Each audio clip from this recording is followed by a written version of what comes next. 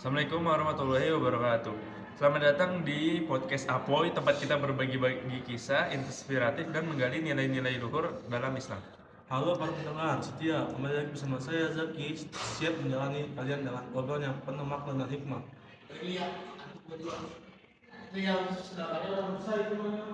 Dan saya Apoy selalu bersemangat untuk menyebarkan semangat kebaikan dan persaudaraan. Di episode kali ini kita akan membahas sebuah topik yang sangat penting dan relevan bagi kita semua.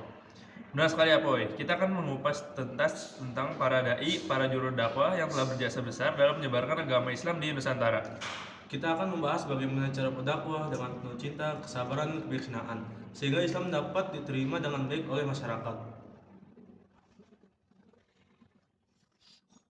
Tepat kali ini tepat sekali Zaki. Kita akan belajar dari pengalaman mereka, mengambil inspirasi dari perjuangan mereka dan mengamalkan nilai-nilai mereka ajarkan. Jadi siapkan diri kalian untuk menyimak obrolan kita, insya Allah bermanfaat.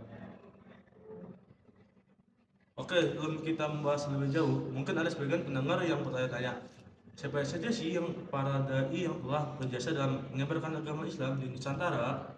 Sebenarnya ada banyak sekali dai yang telah berkontribusi dalam dakwah Islam di Nusantara. Namun, kita akan fokus pada beberapa tokoh yang paling terkenal dan berpengaruh. Salah satunya Syekh Yusuf Al-Makassari, seorang ulama besar di Makassar dan juga seorang pejuang kemerdekaan. Beliau dikenal sebagai sosok yang gigih melawan penjajah Belanda serta menyebarkan ajaran Islam yang damai dan toleran. Syekh Yusuf Al-Makassar juga menulis banyak kitab tentang tasawuf, fikih, dan sejarah. Kisah-kisah beliau masih dibaca dan dipelajari hingga saat ini. Selanjutnya ada Hamka, seorang ulama, sastrawan dan politikus yang sangat dihormati di Indonesia. Beliau dikenal sebagai penulis tafsir Al-Azhar, sebuah tafsir Al-Quran yang sangat populer dan mudah dipahami oleh masyarakat. Hamka juga aktif dalam organisasi Muhammadiyah dan pernah menjabat sebagai Ketua Majelis Ulama Indonesia atau MUI. Kemudian ada Kiai Haji Ahmad Dahlan, pendiri organisasi Muhammadiyah. Beliau dikenal sebagai tokoh pembuat Islam yang berupaya untuk memurnikan ajaran Islam dari praktik bid'ah dan kekufuran. Kiai Haji Ahmad Dahlan juga mendirikan banyak sekolah dan rumah sakit yang bertujuan untuk meningkatkan kualitas pendidikan dan kesehatan masyarakat. Selanjutnya ada Kiai Haji Hasyim Asy'ari, pendiri organisasi Nahdlatul Ulama atau NU. Beliau sebagai tokoh pemuda Islam yang berupaya untuk memurnikan ajaran Islam dan praktik bid'ah. Ulama yang sangat alim dan luhur serta memiliki pengaruh yang besar di kalangan pesantren. Kiai Haji Asy'ari juga memimpin perjuangan melawan penjajah Jepang dan mempertahankan kemerdekaan Indonesia. Lalu ada Buya Syafi'i Ma'arif sebagai intelektual muslim yang sangat kritis dan progresif. Beliau dikenal sebagai sosok yang gigih memperjuangkan nilai-nilai demokrasi, hak asasi manusia dan keadilan sosial. Buya Syafi'i Ma'arif juga aktif dalam dialog antar agama dan berupaya untuk membangun kerukunan antar umat beragama. Selain tokoh-tokoh yang telah disebutkan, masih banyak lagi lainnya yang telah berjasa dalam menyebarkan agama Islam di Nusantara. Mereka adalah para pahlawan tanpa tanda jasa yang telah memberikan kontribusi yang sangat besar bagi Indonesia. Apa saja sih strategi dakwah yang digunakan oleh para dai di Nusantara sehingga mereka berhasil menyentuh hati masyarakat?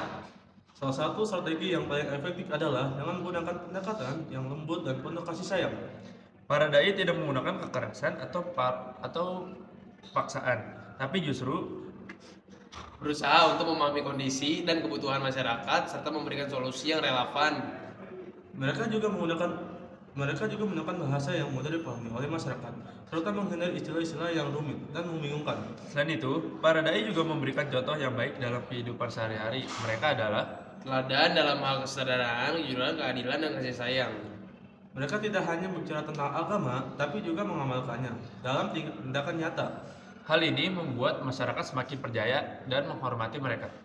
Para dai juga menggunakan seni dan budaya sebagai sarana dakwah. Mereka menciptakan lagu-lagu, puisi, dan cerita yang mengandung pesan-pesan agama dan moral. Seni dan budaya adalah media yang sangat efektif untuk menyampaikan pesan-pesan dakwah karena dapat menyentuh hati dan emosi masyarakat.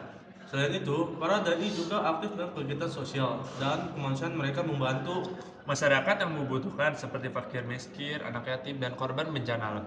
Kegiatan sosial adalah kemanusiaan ini menunjukkan bahwa Islam adalah agama yang peduli terhadap sesama.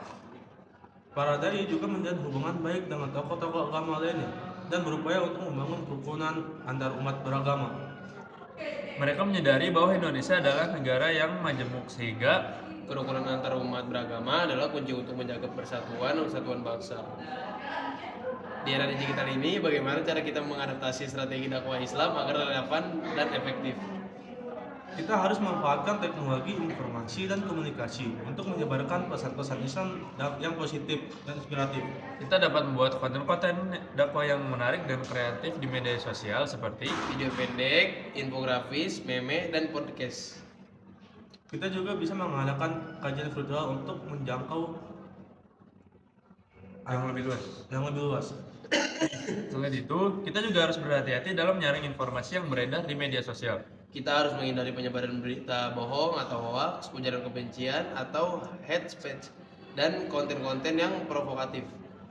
Kita harus mengedepankan etika dan moral dalam berinteraksi di media sosial. Kita juga harus berkolaborasi dengan para dai dan tokoh agama yang kompeten untuk membuat konten-konten dakwah yang berkualitas dan akurat.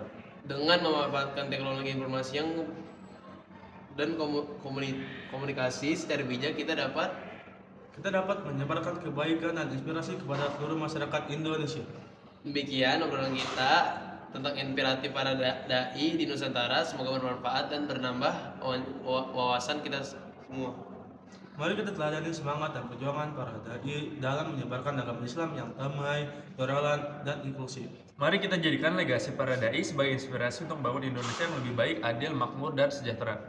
Sampai jumpa di episode selanjutnya berikutnya. Wassalamualaikum warahmatullahi